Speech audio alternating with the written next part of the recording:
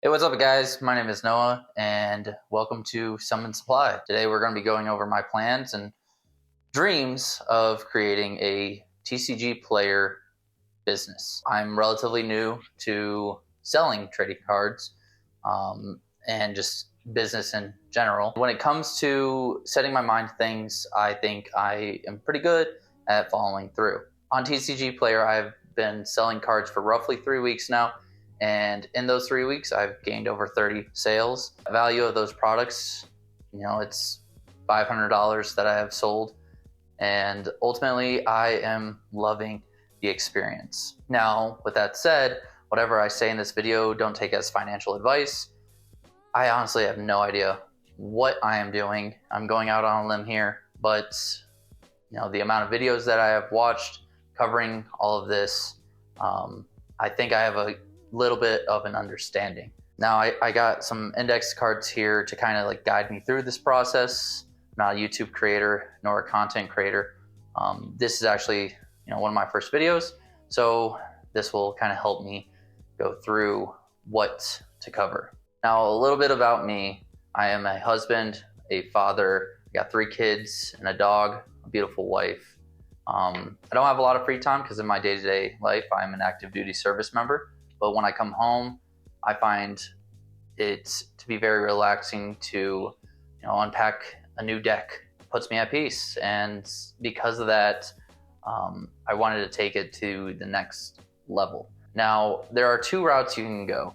You can either form an LLC, or you can have it as a solo income for tax purposes. My recommendation is to go ahead and make that LLC.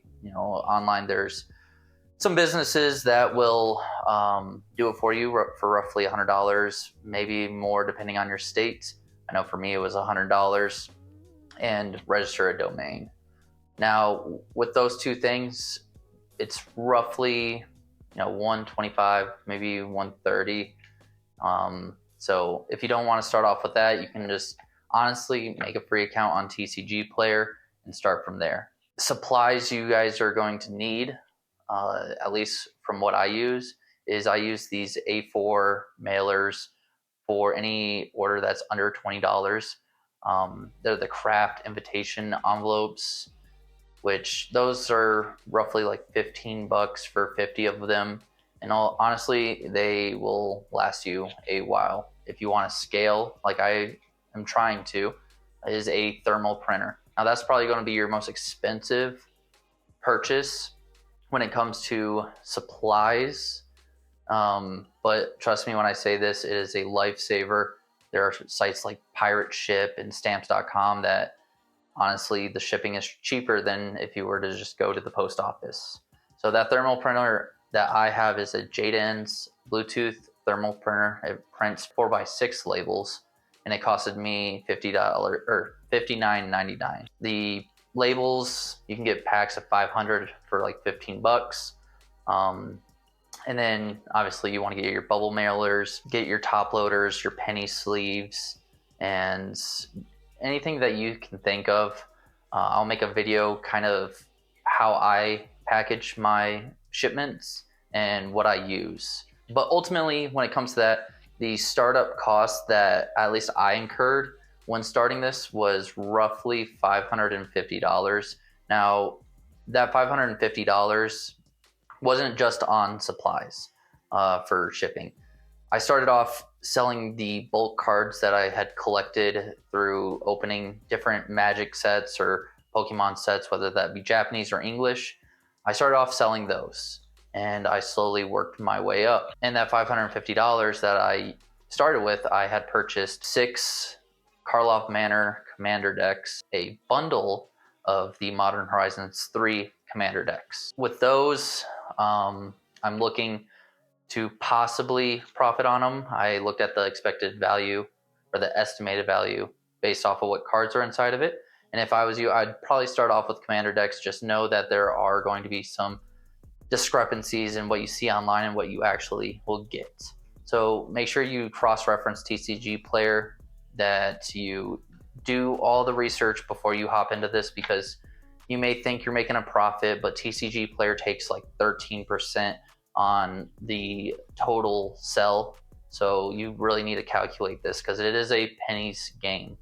The plans that I have moving forward is I am going to see what I can get from selling off these decks. And as soon as TCG payout comes back, we're going to reinvest that into possibly another product. I still have to cross-reference what new product I want to get into. But a good starting point for people is to just buy bulk lots. Go on eBay, look at Facebook, what's around you, local card shops, see if they will sell you some bulk lots. I know 1,000 cards will roughly go for like maybe $20. And ultimately that's what I did.